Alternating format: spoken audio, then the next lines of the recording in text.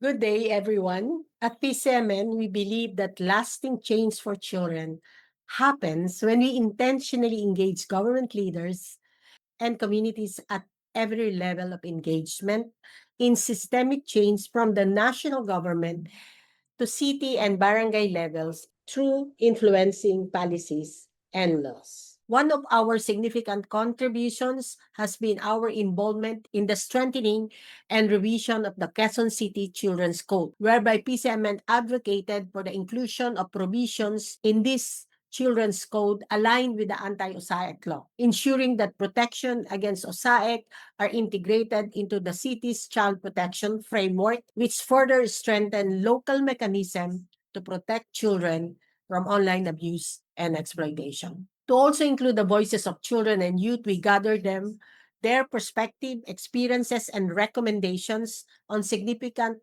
policies to policymakers and legislative leaders, allowing children to participate meaningfully in decisions that affect their lives. In Dasmariñas City, Cavite, we lobbied and advocated for the passage of the city ordinance against online abuse. The city ordinances are cascaded to the barangay level, which adopt them through resolutions and executive orders.